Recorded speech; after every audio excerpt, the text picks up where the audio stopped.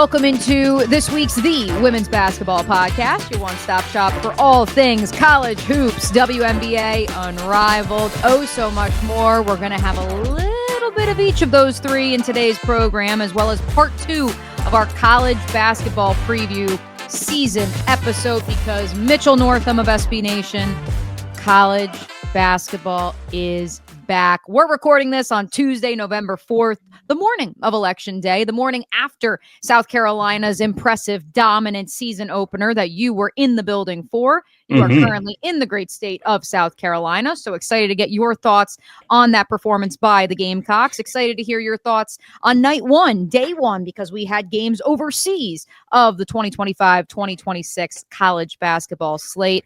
But first things first, I mean, did it feel like Christmas morning driving down to Columbia yesterday? Because I know it felt like Christmas for me when I locked in about 5:30 yesterday on the couch, got all the TVs going between both the women's and the men's side. We may or may not have a co-a-pete or two shout out on this program. And I just felt like, you know what? We're back. I'm locked in. It felt like work, but it also felt like such joy to have basketball, college basketball on the TV again. Yeah, I know the NBA on NBC is back, but I kept hearing Brown Ball Rock in my head yesterday. Just, and specifically the SNL skit version where they're just like basketball. So yeah, it's back. It's awesome. I got to watch 2 games in person yesterday.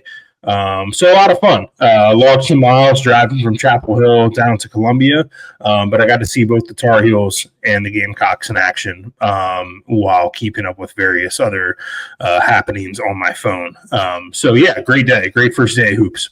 That's true. You had the first game, truly, of the 2025-2026 season, North Carolina's thumping of NC Central. So we'll hit on that. We'll hit on that a little bit as well. Let's begin with those impressions of the 2 games that you saw, Mitch. This week's starting 5, our 5 biggest storylines in the world of women's basketball. Don't worry, pro basketball fans. We're going to get to the W and Unrivaled a little bit later in the starting 5.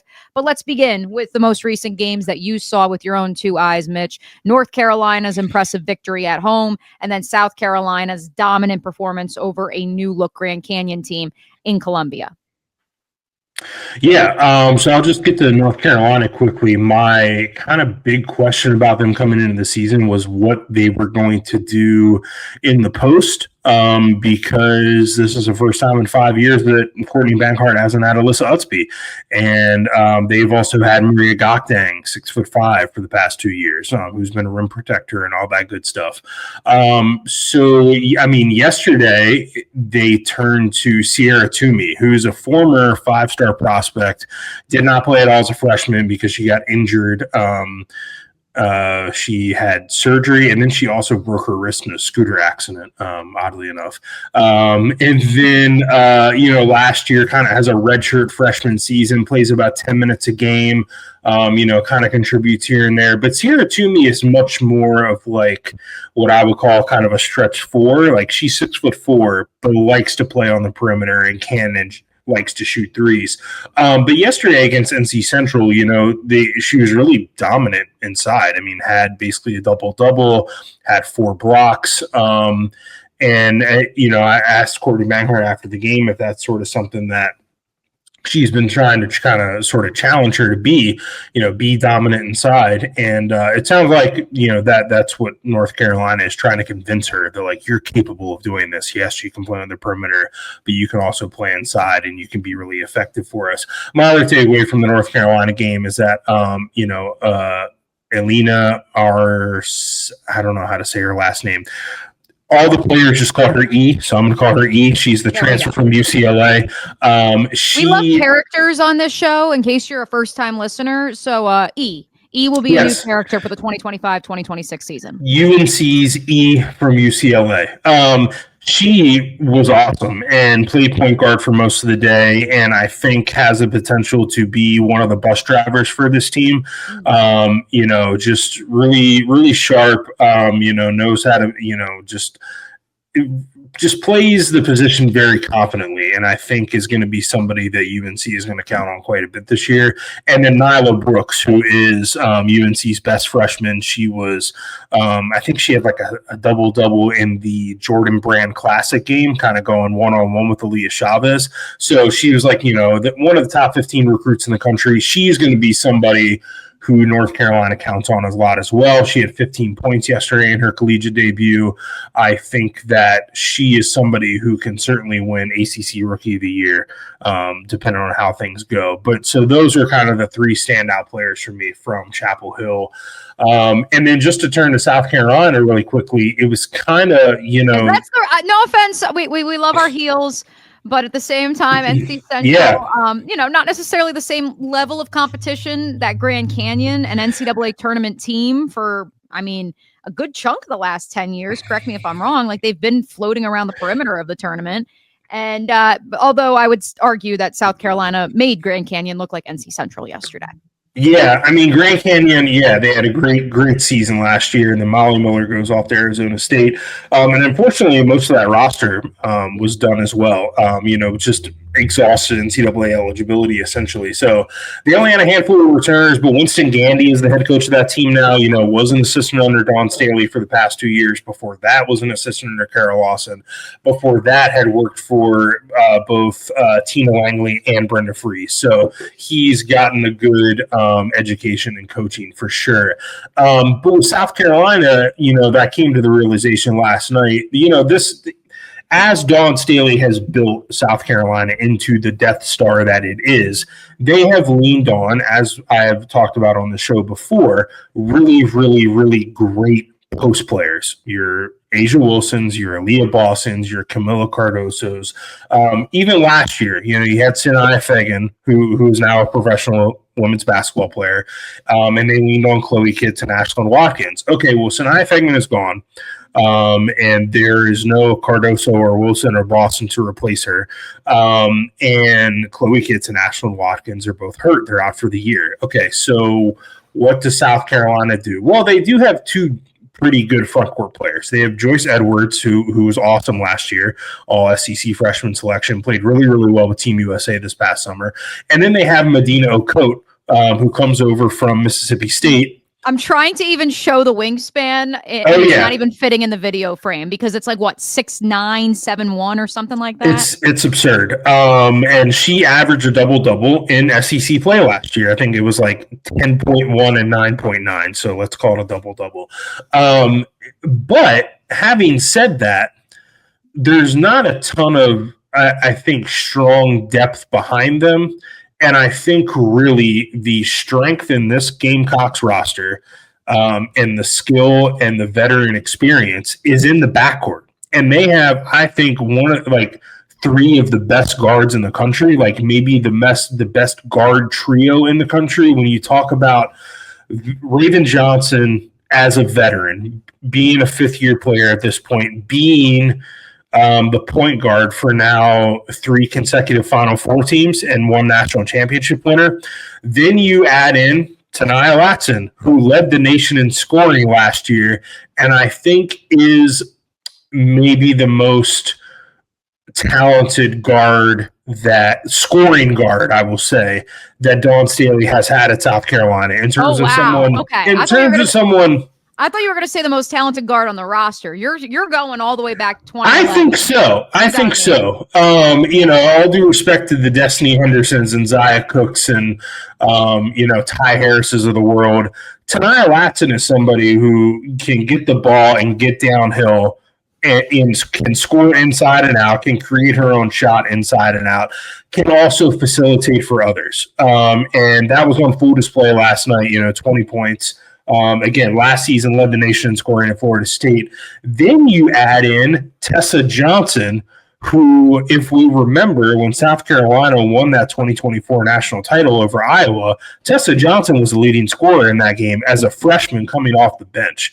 And now as a junior, I think has really taken some big and strong steps forward to just round her game out. Like, she's somebody now who can also create her own shot inside and out for herself and others. And so Dawn talked about last night a little bit of like, hey, like we need Medina Okote to be dominant at some point, right, in this season. And she was like, but until then, it's nice that we have these guards that we can lean on. And she talked about how that's a little bit of an adjustment for her and is going to be a little bit of adjustment for the program as a whole, whereas they have played through the post for the most of her tenure there, I would say. And now they have, like I said, these three awesome guards. And it's like, all right, well, you have them. Let's use them. And I think we're going to see maybe a little shift in South Carolina this year where they really do lean into that. And maybe they are trying to, like last night, they put up 94. So it's like, now are they going to score 90 every night? No, but if they're capable of like running people out of the gym instead of smothering them in the post, right, that might be the plan of attack this year. And so that is something I think that we should watch. And I wrote a story about that at SB Nation, just about how, hey, it might be best to lean on these guards. And also, by the way, Tania Latson and Raven Johnson have this built-in chemistry because they played together in high school in Atlanta and won 2 state titles together. So you have that as well, where like last night it looked like they didn't skip a beat. Like the chemistry was there right away. They know each other so well. It was pretty evident.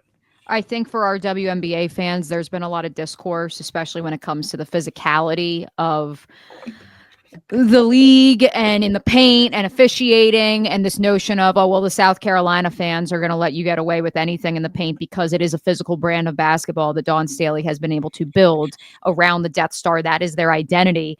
But I think if there are now multiple ways to skin a cat, if this is the evolution of the Death Star to now saying, you know what? We're not going to plug circle pegs into square holes. If we have a bunch of strong shooting guards and we want to lean into our backcourt, we can do that and try to just run you out of the gym, to your point, Mitch, and to just try to outscore you, would truly be like, I'm trying to come up with like another sports analogy of just maybe it's like when Nick Saban decided, okay, now I'm actually going to like decide to go get an actual quarterback and not just have. Yeah, Nick Saban's like, you can go get wide receivers and good quarterbacks, and I don't just have to, run you into the dirt. Yeah. Yeah, that's kind of where we're at with South Carolina. 5 players, all 5 starters in double figures last night. What an impressive debut for Tania Latson. 70% shooting from the floor, 1 of 2 from 3-point range. And to your point, Tessa Johnson, secret sniper, quiet sniper, a 50% mark, 3 of 6 from beyond the arc. But that was not the only ranked team in action. We had one top 25 showdown, and it happened in France. We're going to have more on the Oui games over in Paris coming up a little bit later in the show, but let's hit this year's iteration.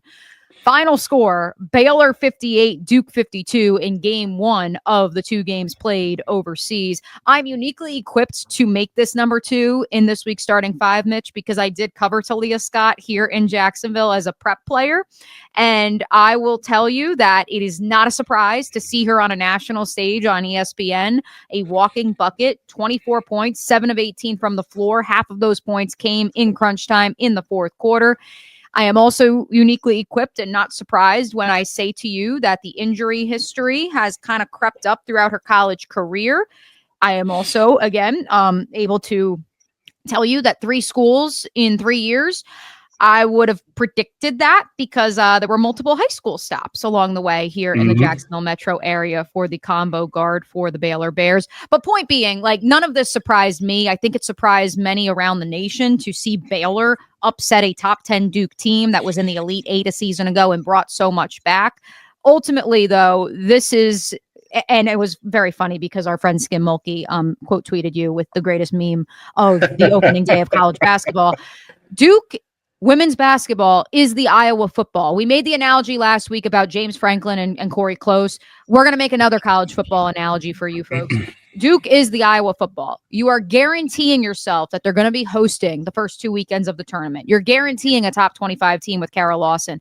I cannot guarantee you that it's going to be aesthetically pleasing on the offensive end of the floor. Going to be a top 10 defensive operation, to be clear. Yep. And Toby Fournier looked awesome yesterday in Paris. But at the same time, this is a Baylor team that brought back 30.2% of its scoring. 32.7% of its minutes played. I don't think anyone was picking them to upset a top 10 Duke team. And yet here we are, Kara Lawson, future Team USA coach, or I guess current Team USA coach. I guess once you've current, yeah. Yeah, she is. Upset on the opening day of the 2025 season. What say you? Yeah, I didn't get a chance to watch this game because I was, driving from Chapel Hill to Columbia. But in kind of like keeping up with it and looking at the box score and looking at the tweets and all that good stuff, it is kind of classic Duke, the classic Duke that we've seen under Kara Lawson, where instead of trying to play a entertaining style of offense, the MO is how can we make this experience as miserable as possible for the other team and everyone watching?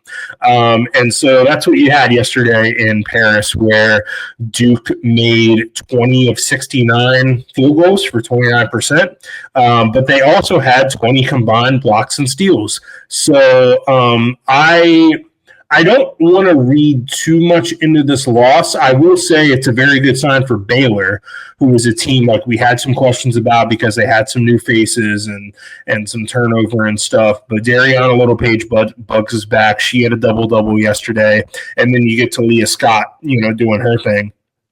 They also had they have another transfer from Auburn as well, Yuting Deng, who I think is somebody who is going to be really good for them this year. The thing that jumped out to me was they out rebounded Duke by 11, 51-40. So that's a good sign for Baylor as well. Just back to Duke real quick. I think I've never heard Kara Lawson talk about a freshman the way that I've heard her talk about Emily Skinner, who was the number 1 overall prospect in the country by ESPN, point guard, long, tall, all that good stuff. She didn't play yesterday, and we don't know why because Kara didn't really say on the Zoom. I can only assume it was because of an injury. And so, Kara, Duke only played 7 players. So I don't know if they're dealing with the injury bug a little bit or what. So I don't want to read too much into it for Duke's sake of it. I do wonder, if the offense looks like this without Emily Skinner, what does that mean in terms of how much they are going to have to depend on her, a freshman point guard, to generate offense for the rest of the team? That will be something that I'll be keeping an eye on. And I think all of it is just compounded and made funnier when you consider the storylines surrounding Team USA coach Kara Lawson on this podcast throughout the course of the summer, as well as Nikki Collin, who we thought may be coaching in the WNBA at this point in time. Still the head coach of the Baylor Bears and the head coach of an impressive 58-52 win over those Duke Blue Devils. Let's keep it going with this. And I will say, just real quick, the Team USA aspect of this, now that Kara has that on her shoulders, people are paying closer attention to Duke.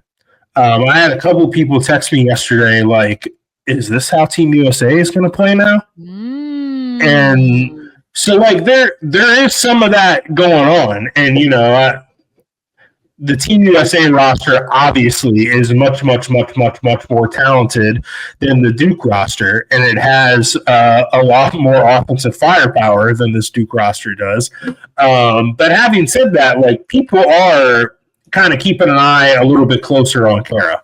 If Caitlin Clark struggles for Team USA in the coming calendar year, you can bet your bottom dollar that Kara Lawson is going to be the one who's blamed for it because she likes to muck it up, even though, LOL, she is the Kirk Ferentz of college basketball. LOL. Let's keep it moving with this week's starting 5, Mitch. One more note from the college front. This one not so fun in the SEC.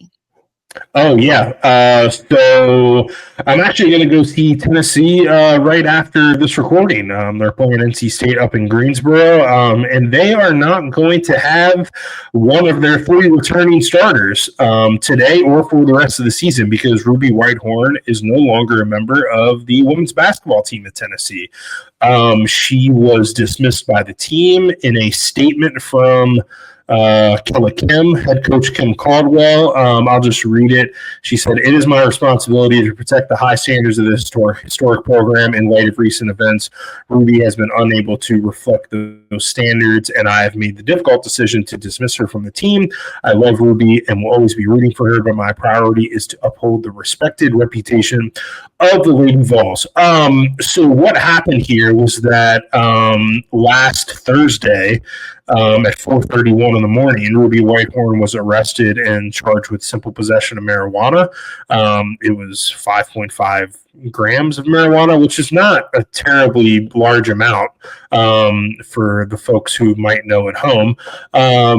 However, it was Ruby Whitehorn's second run-in with the law since August. In August, she was arrested and charged with domestic assault and aggravated burglary. She pled guilty, down the charges to 2 misdemeanors. I think, in my opinion, if you look at the situation as a whole, right, like, there are a lot of people like online who are, arguing sort of like, well, weed is legal in a lot of states now. It is, for sure. And like, I don't really have a problem with players using weed or whatever, right? However, it's not in Tennessee.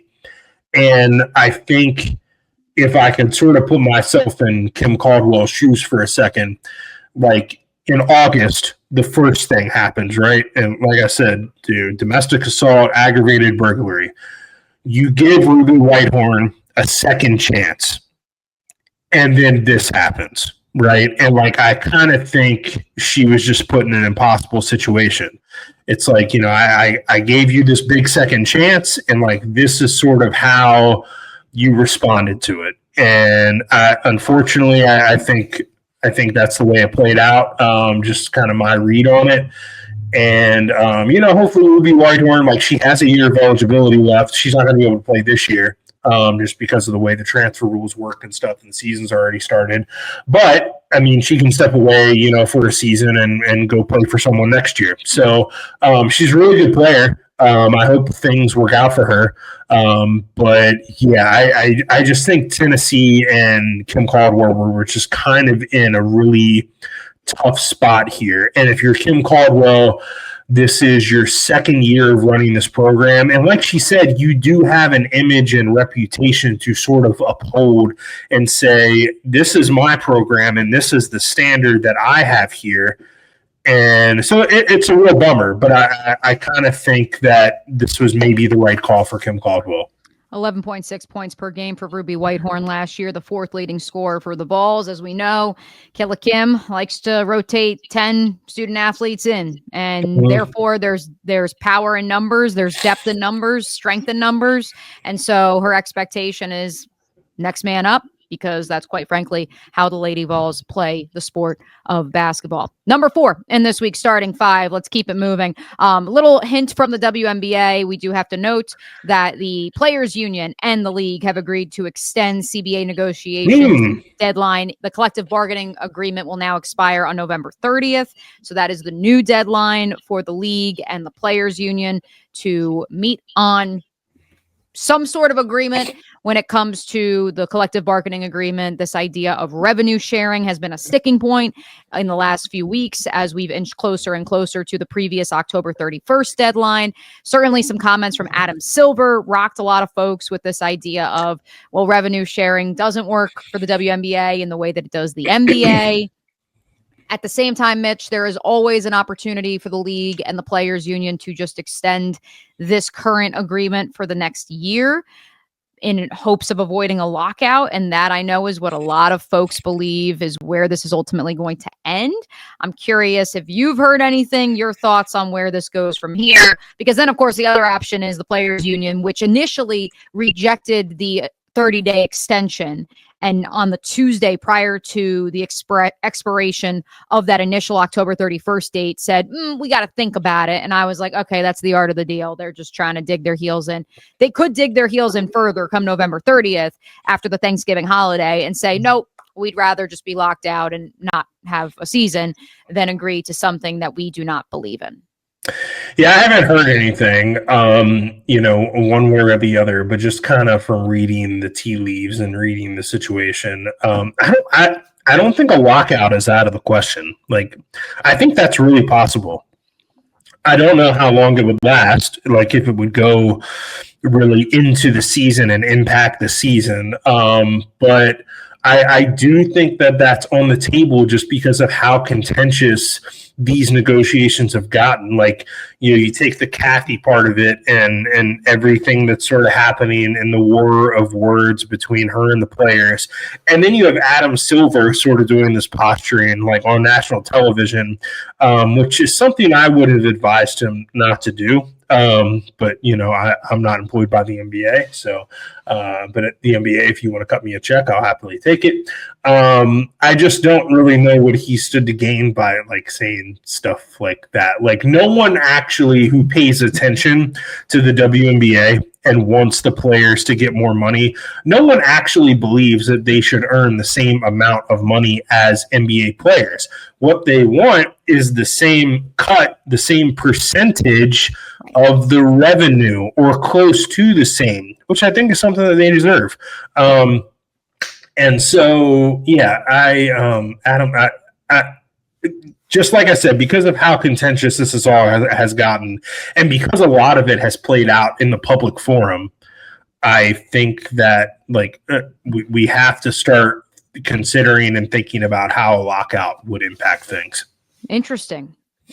Well, I can tell you this: some of the supplemental leagues, we'll call it, whether that be Unrivaled, whether that be Athletes Unlimited, whether that be the new Upshot League here in Jacksonville, they may or may not be just, taking notes and saying, all right, well, if you're to get locked out, maybe we, sweeten the pot, try to bring some other marquee players into our fold because we operate independently. And that was actually a really great talking point, Mitch, that I had with, of course, some players in the Jaguars locker room, because Tim Patrick was asking me to explain, like, okay, does Unrivaled relate to the WNBA? Does the Upshot League relate to the WNBA?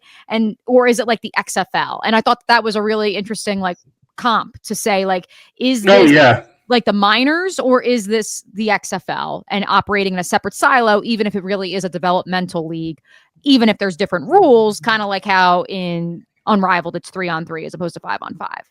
Yeah, I think Unrivaled is more like the XFL, like they're just kind of their own separate other thing, or like arena football, like they're just kind of over here and they're doing their own thing and whatever. Whereas like your Upshot League, I do think that their goal is to be the G League or AAA baseball for the WNBA. And that was the point that then a couple other players in the Jags locker room made, which I thought was brilliant, was they said, well, they're going to go bankrupt because the WNBA already is trying to is struggling with this whole idea of revenue sharing. How do you create enough money to then pay your players what they are actually due? How are you also going to pay players in the G League? And I said, well, that's where if it does operate in a separate silo with a separate group of investors, and it is still that developmental league, then you can exist in the same ecosystem while supporting the other. So a really interesting conversation, but especially to your point, if a lockout is looming and what the world could look like in women's basketball, especially knowing, as Caitlin Clark has already said, in March, her focus is Team USA and their first meeting of the 2026 calendar year. And players will obviously be focused on the Olympic team, even if it's 2 years out from the Los Angeles Games. So a lot of interesting, just periphery stuff going on in addition to these negotiations, which our friend Ben Pickman of The Athletic reporting, per a source familiar with the negotiations, the WNBA, aka either party, has the ability to terminate the extension at any time with 48 hours notice. Here is a statement from the WNBPA. While we believe negotiations would be further along, the players are more focused, united, and determined than ever to reach an agreement that reflects their value and undeniable impact on the league. By the way, saying WNBPA the night that this extension was reached on ESPN radio, more difficult than you think. Not because you're used to saying PA, but then there's no extra A. It's not the WNBA PA, it's the WNBPA.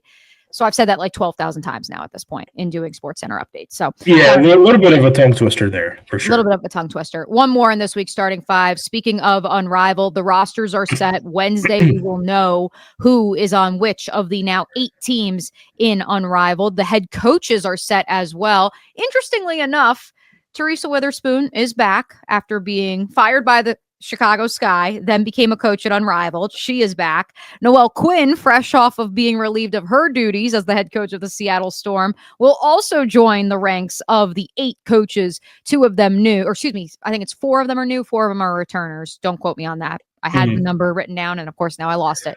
But 8 teams in Unrivaled this year. The interesting note from it all, though, is the final player that was revealed to be in the Unrivaled pool for 2025, 2026, or I guess just 2026 because it starts in January, is Dominique Malanga, the number 2 overall pick in this past April's WNBA draft. And what's interesting, Mitch, is that because of the contract she signed with the Turkish club and because of FIBA rules, there was this thought of, would she need a letter of clearance from the Turkish Federation to play in Unrivaled? She does not, because 3-on-3 is considered a different sport. But to play in the 2026 season for the Seattle Storm, she is going to need a letter of clearance, even if that contract with the Turkish side has been terminated.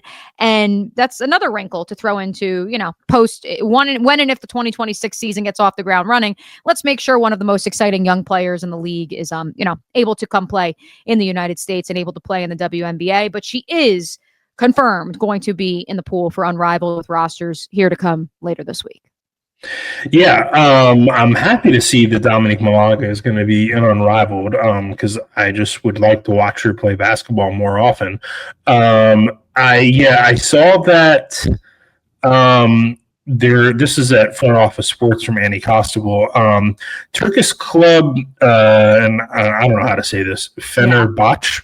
I tried to phonetically spell it on my Someone's going to jump in the comment section and say, no, this is how you say it. Sorry. So anyway, the Turkey team she plays for announced 10 days ago that it would be exercising, quote, all of our legal rights after Malanga terminated her contract with the team with, quote, without just cause. So are we heading for Turkey court with Dominique Malanga?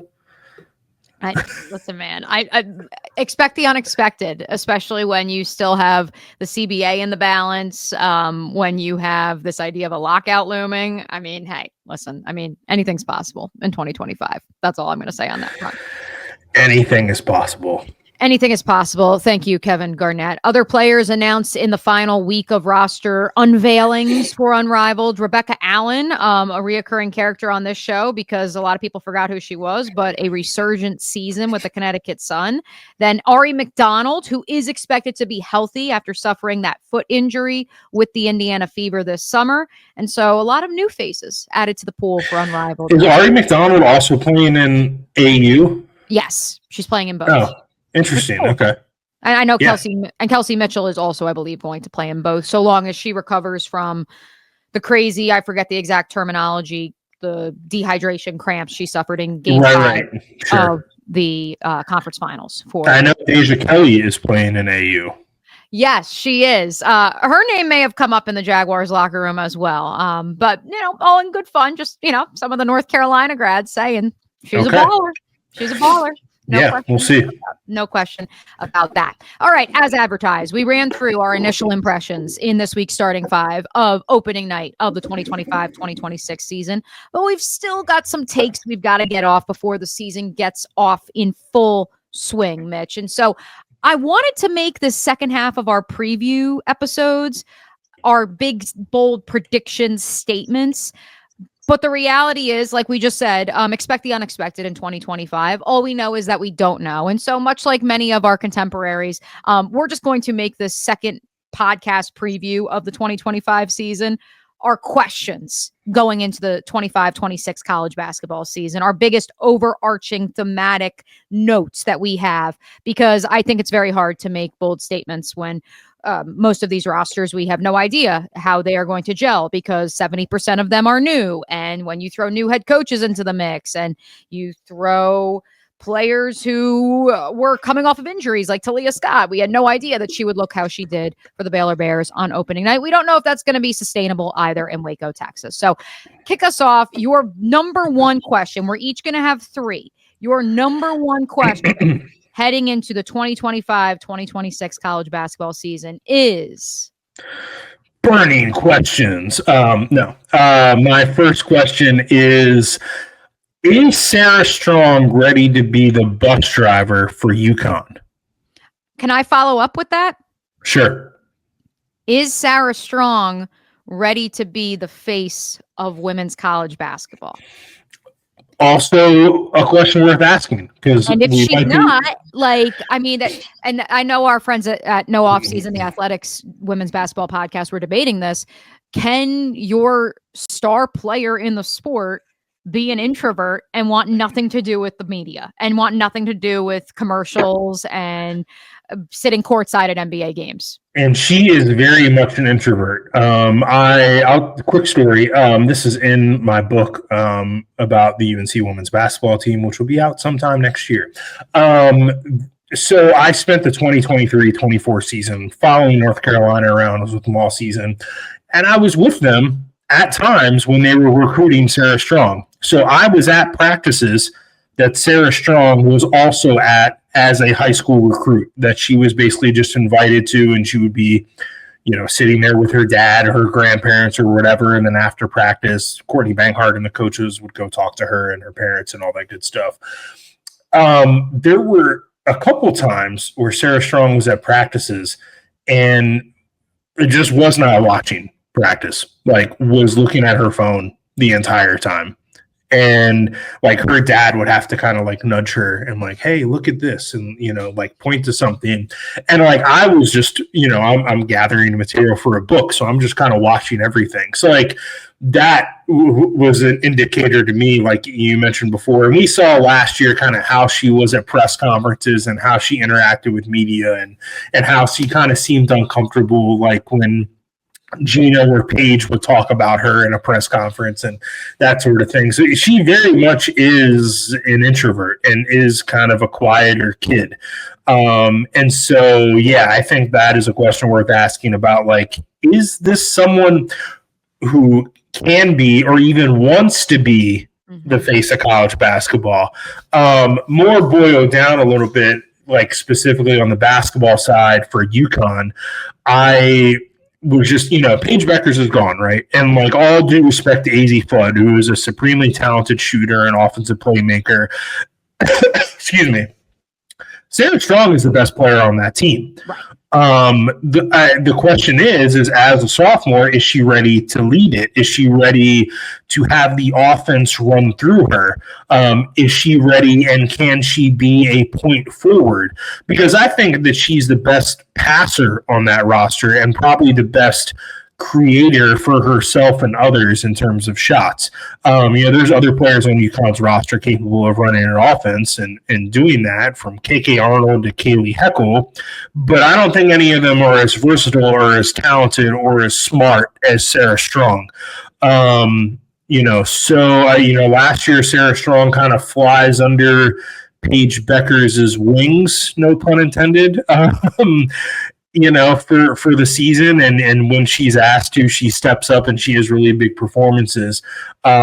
This year, the defense is going to be focused on her and focused on AZ Flood. So I just kind of wonder if she's ready for all of that on the court, and then, as you mentioned, everything and anything that might come with it off the court in terms of being the household name in women's college basketball. Great segue to my number one question heading into the 25-26 season, Mitch, which is, who will be the freshman who steals the spotlight? Because each of the last few seasons, we've had a freshman who maybe wasn't considered the best player in the country, but certainly entered the mainstream lexicon nucleus in terms of, the zeitgeist, if you may, of the common the common fan, the casual fan's understanding of women's basketball, whether that be Juju Watkins last season with Sarah Strong, although maybe not to the extent of Juju Watkins because she doesn't have the cachet and the flair and the State Farm commercials. Flau'jae Johnson not too long ago in LSU's national championship run, she was a true freshman during that season. You go all the way back to Caitlin Clark and Paige Beckers. Paige Beckers, the first freshman to win National Player of the Year. To that point, though, Caitlin Clark, I think, caught eyeballs and caught the attention of some. It was the COVID bubble season their freshman year. In the same vein, I think that it should be noted that we really didn't see who we know Caitlin Clark to be. Like, that did not really emerge until her junior year. And so that's where I think it's unfair for me to say I need to see one of these freshmen steal the spotlight. But I think with women's basketball in the place that it is right now, we do expect at this point that one of these diaper dandies, in the words of Dick Vitale, is going to step into that upper tier of, ooh, this is a name you need to keep an eye on. And so some names that I wrote down besides Koa Pete, sorry, I'm just going to keep referencing the Arizona men's player who had 30 points, the first ever freshman to do that in his debut against top 5 team, as a matter of fact, against Florida Gators. Felt like an Elite Eight game, Mitch. Like, I just root for great basketball. Like, so many of my Gator fan friends, including our sometimes co-host Rebecca Kopelman, are like texting me this morning, like, we should have won. And I'm like, it was a great game. Like, root for good games. Like, just like the Duke Baylor game. Like, Duke fans, to Mitch's point, you should not be sad. Like, it was a great game, and you had 7 players in your rotation. Like, it's going to be okay. Yeah. It's one night. But speaking of overreacting, Aaliyah Chavez, number 1 recruit in the country.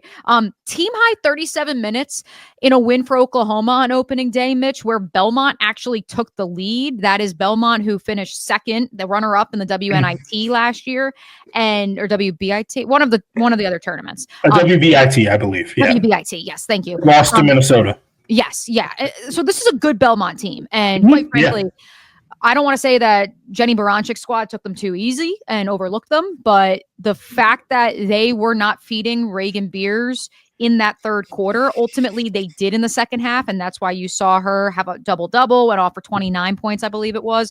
But I was watching in that third quarter, and I had some questions. Part of why they tried to not feed the post and play through Beers, their returning best player, All-American, right. Is because I think of Chavez and this thought of this little engine that could, this little point guard who can run around and do a little bit of everything. Finished with 16 points, but that was on 5 of 18 shooting. She was 1 of 8 from 3-point range, 6 boards, 5 assists. She did have one massive block in the paint that I just was like, how the hell did she do that? And that's when you say, okay, this is why she was the number 1 recruit in the country. A little concern there, although Caitlin Clark self-admitted would tell you that she took way too many shots throughout her college career. Maybe that's the type of player Chavez is. How that meshes with Beers is going to be interesting. And so we probably have to start in terms of freshmen who could become household names with the number 1 overall recruit. And so we start with Chavez as that player. I was just going to say on Chavez real quick before you get to some of your other names. It seemed clear to me yesterday, just by watching a little bit of that game and looking at the box score, that Jenny Baranchik has handed the keys to the offense to her. Yes. And so I'm curious to see how that goes, like empowering a freshman that early right away and saying, here you go. You guaranteed us an Elite Eight spot. Let's see you take us there.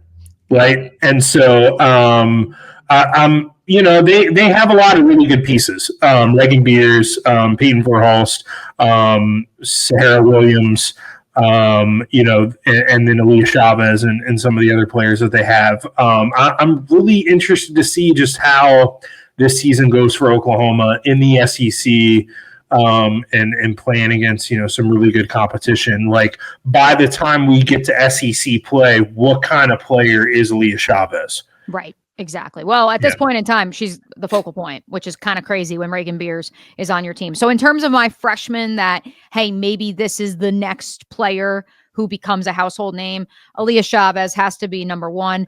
Number 2 would be the number 3 overall recruit. Number 2 by some metrics and some services, Sienna Betts, the younger sister of Lauren Betts, who suffered some sort of undisclosed left leg injury about 2 weeks ago. So did not play in UCLA's opener. Not really sure when we're going to see her yet. And so we throw Sienna Betts in there. But I think ultimately when you talk about Sienna Betts, at least her freshman campaign, it's going to be, well, she's Lauren Betts' younger sister. So we kind of put her off to the side. Another name that we talked about on part 1 of our preview shows last week, Joe Girardi's daughter, Lena Girardi.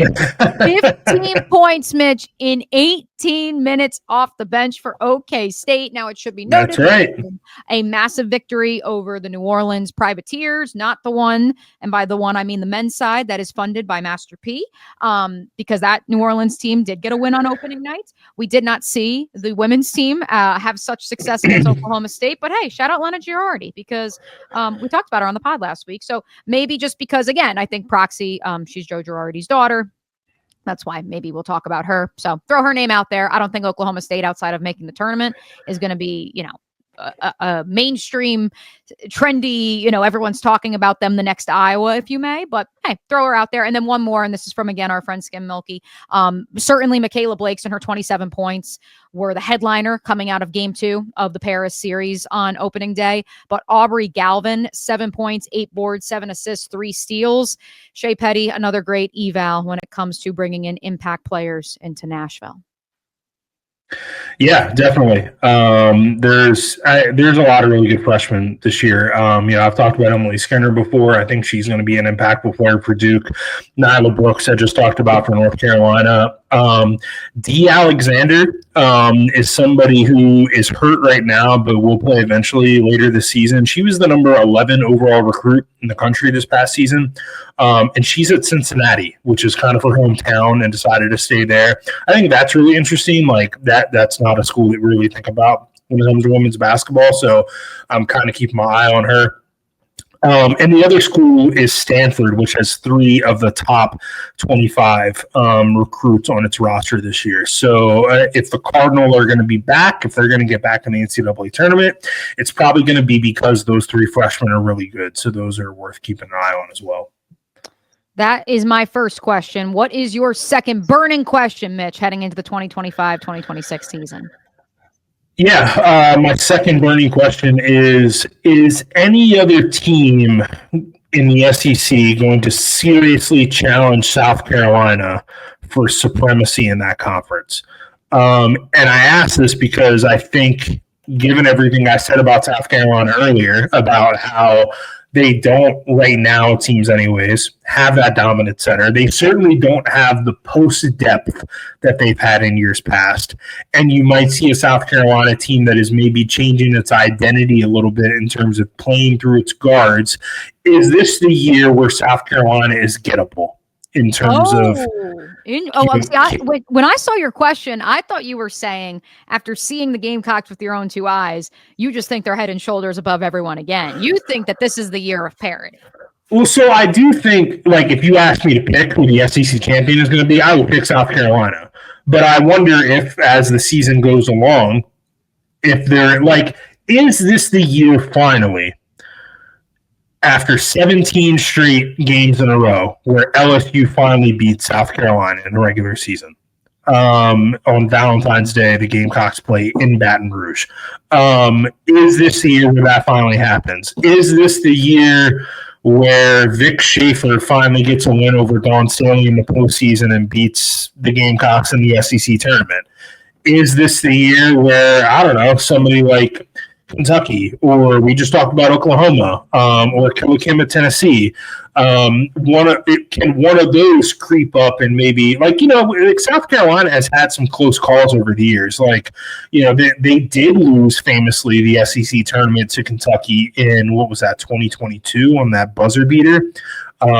They would have lost in the SEC tournament to Tennessee the year that they went undefeated and won the national title. If not for Camila Cardozo's ridiculous only 3-point shot she ever made in her collegiate career.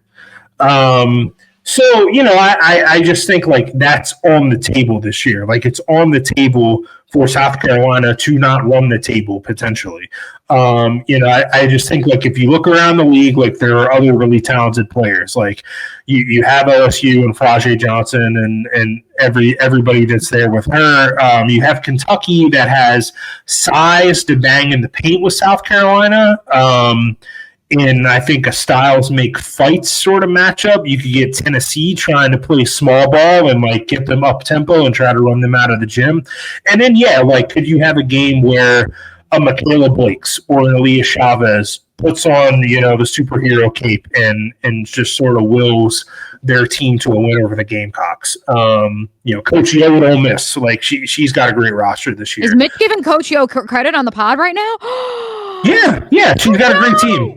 So, like, I think there's more potential than other years this season for South Carolina to potentially get got. in SEC play. Continuing our conference theme, which, quick plug, if you missed last week's episode, we went conference by conference, our 3 big things to know for each of the Power 4 conferences, as well as the Big East and the mid-majors. So go back and listen to that if you missed anything in depth on each of these conferences. But my second burning question, Mitch, did Baylor and Talia Scott just give us a reason to care about the Big 12 that isn't TCU? Because we talked about it in our conference preview episode last week. Outside of Olivia Miles joining Mark Campbell in Fort Worth, not really a ton of sexy things to keep an eye on when it comes to the Big 12 and women's college basketball this year. I attempted to come up with some more besides the Baylor Bears and their intrigue on opening day. Audi Crooks is really America's sweetheart. Sorry, AZ Fudd. Shout out to Audi with 20 points against St. Thomas on opening day. Iowa State, we'll see what a retooled Bill Fenley squad looks like. Bill Fenley, by the way, is the only coach, men's or women's basketball, who has been coaching in that conference since it was the Big 8, which is wow, very weird to say. 1995, 1996. Yes. Wow, I did not know that. Only one on the men's or the women's side that has been around since I was not even in elementary school. So file that one away. Okay. So let's shout out Audi Crooks. Let's shout out again our friend Lena Girardi. I think Oklahoma State will be interesting this year. Again, I think they're an NCAA tournament team. I don't think they're anything to cry home about, but hey, Stillwater, shout out. One of my bold predictions that I made over SB Nation and a story full of bold predictions was that Oklahoma State is going to win the Big 12. Okay. There we go. Another reason to care about the Big 12. I like what JC Hoyt is doing there. I like Staley Hurd. I think he's a really good player. And then we got Lena Girardi. We got the transfer from South Dakota State. Haley Timmer, I think is her name. I think they got a good team. But yeah, I'll let you continue. But I do think the Big 12, I think, is going to be more interesting than we think this year as the season goes. My final point was I almost wrote Texas down for the Big 12. So, and as you were talking about Oklahoma and Reagan Beers and Jenny Baranchik's squad, I almost wanted to put them too. So that's where we're at with the Big 12. But hey, Mitch says that chaos may reign and that may make it interesting. So maybe that answers my second burning question.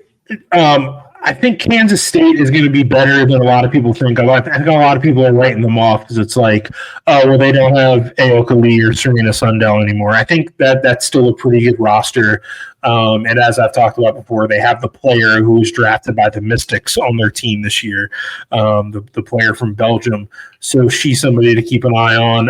TCU, of course. Baylor, of course, Oklahoma State we've talked about.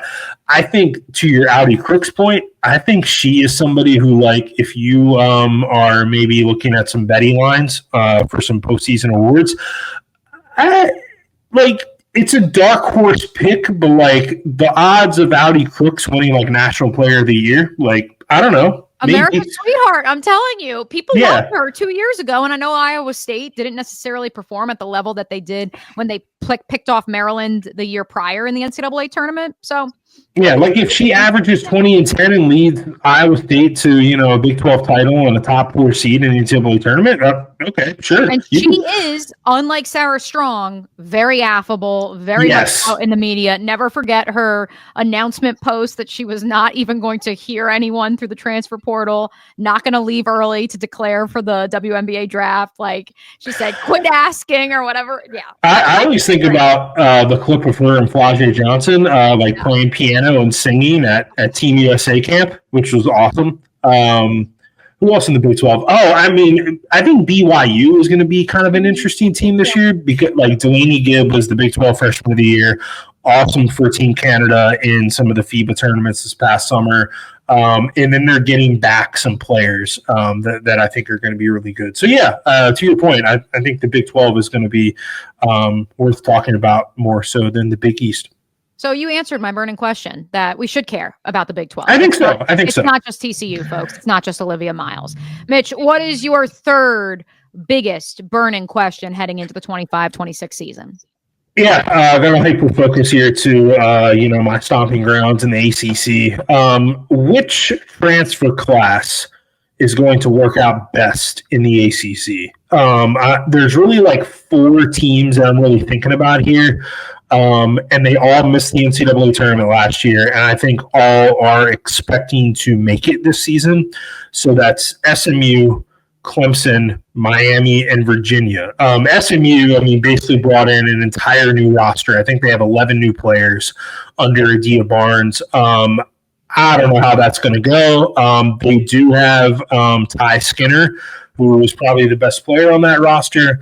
Then I look at, like, you know, I've talked before about how I'm very high on Clemson and some of the pieces that they brought in. I do think that Clemson will be an NCAA tournament team this year. I look at Miami, and they have Gal Raviv, who, was awesome last season at Quinnipiac, and then was even more awesome this summer playing in the FIBA tournaments. I believe she set the scoring record for the U19 World Cup by averaging like 26 points a game or something like that for Israel. Then Virginia, they get Samaya Smith from LSU. I think that's a big pickup. So, like, those are the couple of teams that, like, I'm really keeping an eye on and kind of how they go. Oh, Miami, by the way, also got Rashea Kyle from Florida. So I think, like, on paper, Miami and Clemson, I think, have the most talented transfer classes. I've talked before about how I think Virginia needs to have a good season for maybe Mox to get a contract extension. And then, like, there's some other, you know, like, one-off transfers here and there that I think are super interesting too. You got Laura Ziegler over at Louisville. You got Camille Pierre at NC State. And then, like, up at Syracuse, they got Layla Filia. And they need her to be a leader, like, if they want to get back to contending for an NCAA tournament spot again as well. So a lot of interesting new faces in the ACC this year, I think. Yeah, and a couple of those transfer locales, even beyond Virginia, who we went in depth on last episode. So make sure you go check that out in case you missed it. I think a lot of those transfer locales need some proof of concept of those transfers in order to keep the coach entrenched in said locales. I also forgot about Barnes going to SMU, coupled with, of course, the news last week of Rhett Lashley's contract extension. Like, my God, does money grow on trees? Like, for SMU? Yes. Like, I know it does. Well, it grows out of the ground from oil wells, but yeah. Yeah, God, I forgot about that. So what a world. Okay, final burning question of our second preview pod of the Women's Basketball Podcast ahead of the 25-26 season. And you know we had to end with this one. Who will be this year's hashtag content award winner on the Women's Basketball Podcast following the steps of the Hannah Hidalgo, Olivia Miles debacle of 2025? Early frontrunner, Mitch, I think, and especially because you gave us the date, I'm going to Brian Windhorst it. February 14th in Baton Rouge, South Carolina, LSU.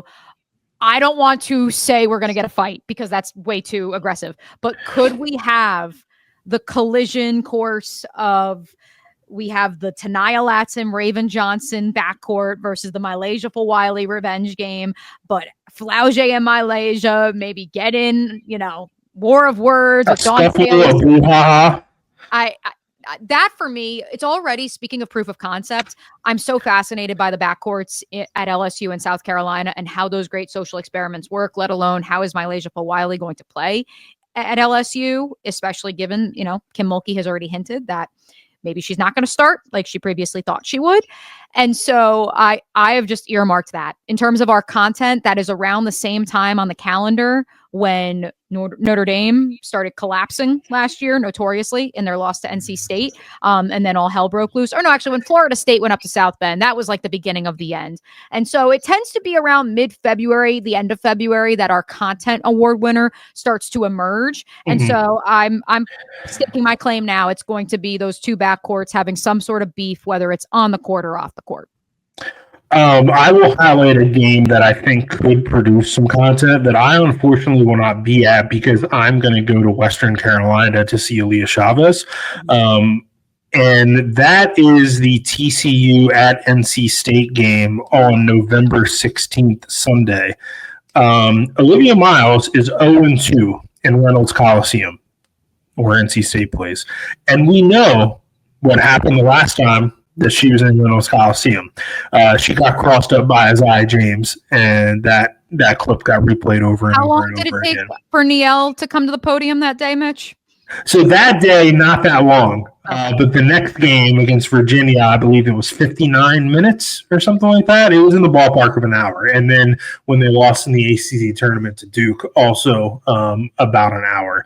But if TCU goes in to NC State and Olivia Miles plays well and gets a win finally at NC State, I predict she's going to be talking cash. And I think that, speaking of players like who you may want to sprinkle a little dark horse National Player of the Year money on, if Olivia Miles goes into Reynolds Coliseum and drops 20 plus, that is going to be the headline coming out of November. It is going to be, she is the front runner for National Player of the Year. That is who we are talking about, especially because UCLA is toiling with whatever they're doing out there on the West Coast with James Franklin. I mean, Corey Close. And even if they're the number one team in the rankings, TCU and Olivia Miles will be the number one team in your heart. Yeah. And then I think, just for someone who could create just fun content for us, is Audi Crooks, who we already talked about. More fun, wholesome content. We love Audi Crooks. Yeah. We love Audi Crooks. By the way, I think if our listeners want to go search, I think Audi Crooks is doing something with her foundation in terms of getting food to people who are missing out on SNAP benefits. So go check that out. Yeah, she's awesome. Yeah. We love Audi Crooks. Maybe we put a call in. We try to get the legends at some point on this pod. We are aiming to get more guests on the pod. I'm actually texting with some of our friends from the Upshot League who have some WNBA ties right now. Yeah. And, hoping that we're going to get some of them in, since we know our friend Donna Orender is the busiest woman in sports. But maybe we'll get Donna on at some point. We promised her we're going to get her on at some point too. But that concludes our preview shows, because, folks, we have games in full swing, and we're very, very excited to react to all of them each week here on the Women's Basketball Podcast, which is why, last call, anything we missed, we're going to hit a couple quick games that we didn't get to real quick, Mitch. I'll go first from opening night in the 25-26 season. Let's shout out to Central Arkansas. I want to start with them because near and dear to my heart. Shout out to Tony and the Sugar Bears. The Sugar Bears had Mizzou on the ropes in Kelly Harper's first game as the head coach of the Tigers. Had some Mizzou fans that I was texting with. Not exactly the debut you wanted in the other Columbia. But hey, Missouri gets the win, 76-71. But wanted to shout out the Sugar Bears, a roster that only has 3 returning players, even if one of them includes the Defensive Player of the Year in the ASUN. So shout out to the Sugar Bears, and shout out to Cameron Thomas, who is the preseason Women's Basketball Player of the Year in the ASUN Conference. She and Stetson had Alabama on the ropes as well. So speaking of places where, head coaching questions swirled over the last few years, does there need to be changes? Are there changes? Have changes already occurred between Mizzou and Alabama? Auburn, let's throw them into the mix. We already noted Talia Scott transferred out, one of 2 players to head over to Waco to play for Nikki Collin and the Bears. They went to overtime with Charlotte on Monday night. Yeah. So a couple teams in the SEC that I think are, it's a 1-game sample size, but I will have my eye on those 3 teams in Missouri, Alabama, and Auburn after the mid-majors almost got the best of them on Monday. With apologies to producer Dimitri, I don't think Alabama's an NCAA tournament team this year.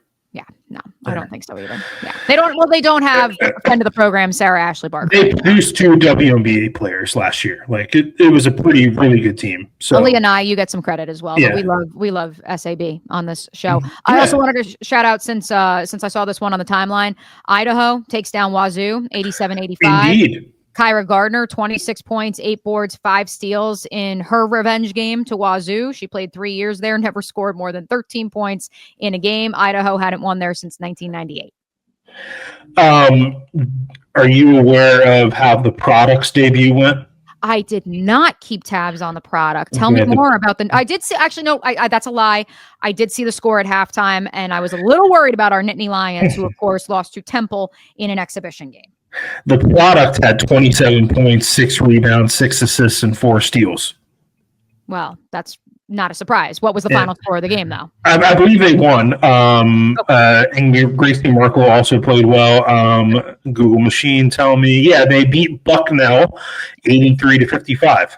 Not that Bucknell is a force to be reckoned with. But shout out to the Patriot League. Come on, Mitch. That is something. I also just wanted to say Brooklyn Meyer, South Dakota State, 33 points last night in a win, and Taryn Barbett for the College of Charleston, 32 points in a win. I did see that as well. I did see College of Charleston. Mm-hmm. Mid-major scorers there that are worth keeping an eye on. Some other quick hits here in last call. We have official news that Sonia Ramon will now be the head coach of the Seattle Storm. Sandy Brondello, the first ever head coach of the Toronto Tempo. We talked about both of those hires in the WNBA on last week's episode. You can go check that out for more information. Mitch, you were breaking some news on the college basketball front while you were traveling between Chapel Hill and Columbia, South Carolina. Tell us more. Yeah, so we know who the We Play teams are for next year. It's kind of funny because I put out there that North Carolina and Oklahoma was going to be one of the games. And then shortly after I published that story, South Carolina and Maryland both officially announced that they will be playing in the other game. And I still don't think that North Carolina and Oklahoma have put out like official things. But if you go to the website of the company that organizes the We Play games, you can see travel packages for North Carolina and Oklahoma fans. And so here we are.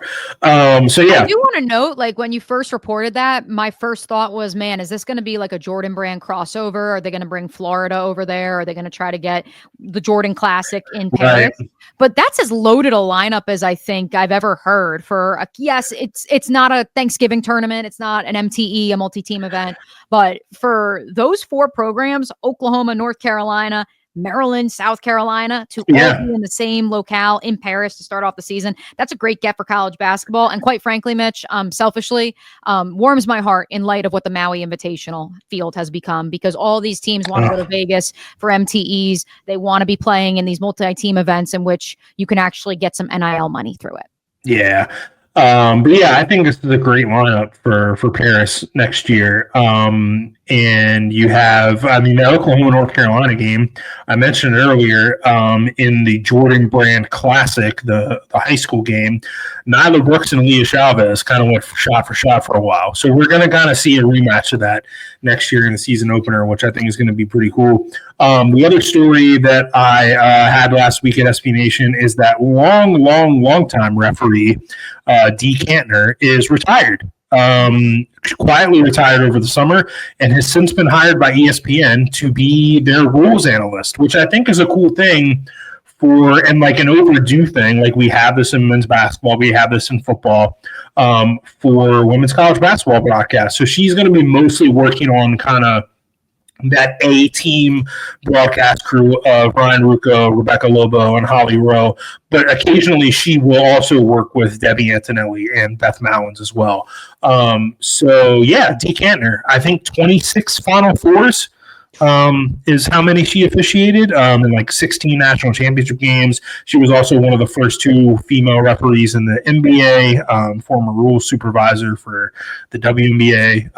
Highly respected, I would say, by a lot of the coaches that like women's college basketball coaches around the sport. Shout out to the new coworker. And speaking of rules, Mitch, this seems like a good place to end. I haven't really dove into it too much outside of reviewing the email that was sent to me by my bosses from both UNF and JU locally with ESPN Plus. But the rule changes, the idea of coach reviews was something that was distributed to all ESPN basketball employees over the weekend, because it's something that we're going to be incorporating into our broadcast, but it's also something that college basketball fans probably need to know. And you wrote about that as well at SB Nation. Yeah, I actually wrote about that back when it was, I think, first proposed in May, and I was told, like, hey, this is going to become, like, this is going to happen. And yeah, basically, so we have coaches' challenges now in women's college basketball. And there's a number of things that coaches can challenge. Well, basically, what the rule is intended to do is take the challenges and the reviews and stuff more out of the hands of the referees, so they're not stopping the game every 5 minutes or whatever to review something, and more just putting it on the coaches and basically saying, if you think that the referees got something wrong, here's your chance to correct it. And on the women's side, the way it works is they don't need a timeout to challenge something. But if they challenge something and they don't have any timeouts left, then they get a technical foul if they lose the challenge. Interesting. So I think it's basically designed to improve the pace of play. And so, like, in the last 2 minutes of a close game, you don't have those stoppages every time a ball goes out of bounds or every time there's a foul or whatever. So it's on the coaches now to say, hey, no, that's the wrong call, and ask for the challenge. We saw one last night, I believe, in the South Carolina Grand Canyon game. But I'm sure that we're going to see a lot more going forward. Because we have a whole lot of basketball going forward. That includes the game that you're headed off to cover in Greensboro between Killikim's Tennessee Volunteers and NC State. Let's get you on the road, Mitch. Let's get everyone on with their day. We will be back next week with a full slate to react to in the world of women's basketball. Until then, he's Mitch. I'm Mia saying we'll catch you next week. Deuces.